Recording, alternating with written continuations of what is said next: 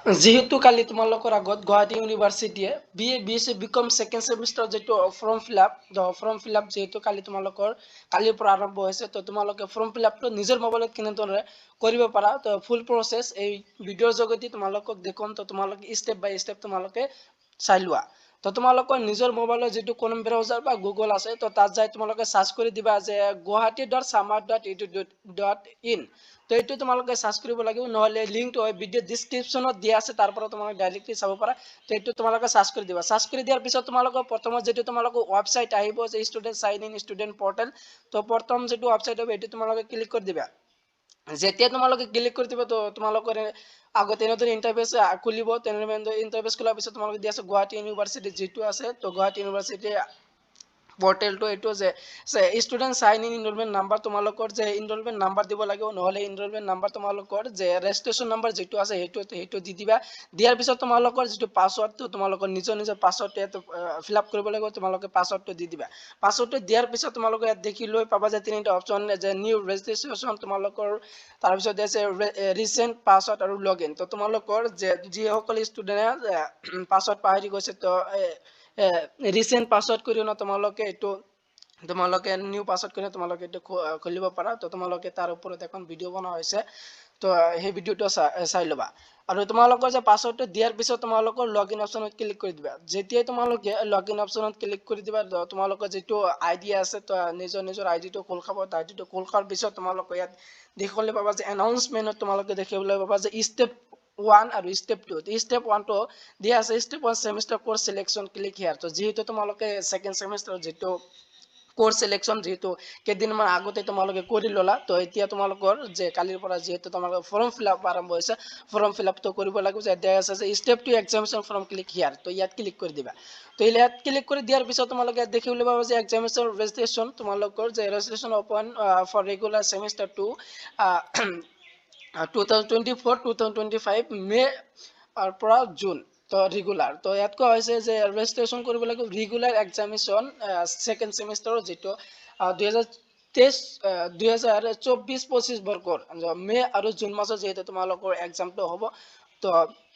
তাৰপিছত দিয়া আছে click here for examination form তো click here for examination form তো ইয়াত ক্লিক কৰি দিবা ক্লিক কৰি দিয়াৰ পিছত তোমালোকৰ যেটো তোমালোকৰ আইডি আছিল আইডিটো আহিব তো আৰু তোমালোকে তলত তোমালোকে দেখিবলৈ পাবা যে সেকেন্ড সেমিস্টাৰ তোমালোকৰ কোন সাবজেক্ট কিটা তোমালোকে সিলেক্ট কৰিছিলা সাবজেক্ট ছখন তোমালোকৰ আগত আহিব তো সাবজেক্ট তোমালোকে চাই লবা আৰু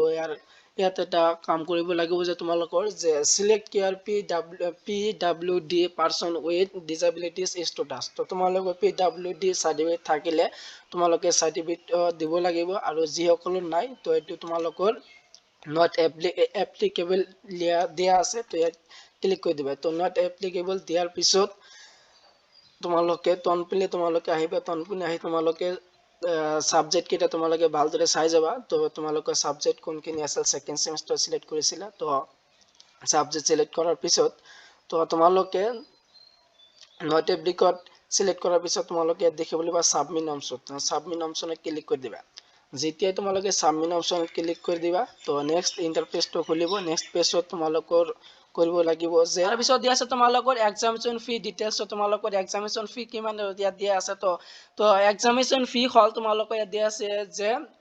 890 টকা তোমালোকে অনলাইন পেমেন্ট কৰিব লাগিব এক্সামিনেশন ফি তো এক্সামিনেশন ফি তোমালোকে 890 টকা অনলাইন পেমেন্ট কৰিব লাগিব তো অনলাইন পেমেন্ট কেনেদৰে কৰিবা হেকিন তোমালোকে চাই লোৱা ইয়াত দিয়া আছে আপডেট কোৰ্স তো আপডেট কোৰ্স তো তোমালোকৰ যদি যে কোৰ্স যদি আপডেট কৰিব লাগে তো তোমালোকে ইয়াৰ পৰা আপডেট কৰিব পাৰা আৰু তোমালোকে পেমেন্ট কৰিবা তো পেমেন্ট কৰিলে হলে পেমেন্ট কৰোতে তোমালোকে দিয়া আছে যে বিল ডেস্ক তো তোমালোকে তো বিল ডেস্কত ক্লিক কৰি দিবা তো যেতিয়া তোমালোকে বিল ডেস্কত ক্লিক কৰি দিবা তো তোমালোকৰ আগত তোমালোকৰ যেটো কেয়ার কোড ইউনিভার্সিটি যেটো কেয়ার কোডটো খোল খাব তো ইয়াত দিয়া আছে পে 890 টকা তো 890 টকা তোমালোকে পে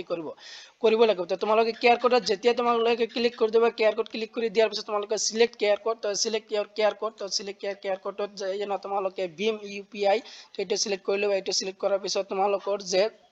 মেক পেমেন্ট ফৰ 890 টকা ইয়াত ক্লিক কৰি দিবা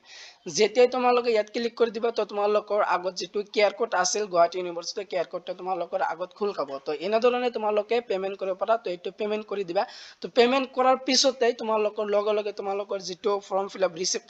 আহিব ফৰ্ম ফিলআপ ৰিসিপ্ট আহাৰ পিছত তোমালোকে এটা প্ৰিন্ট কৰি হনা তোমালোকৰ নিজৰ কলেজত তোমালোকে জমা দিবা তো এনেধৰণে তোমালোকে সেকেন্ড সেমিষ্টাৰৰ ফৰ্ম ফিলআপ কৰিব পাৰা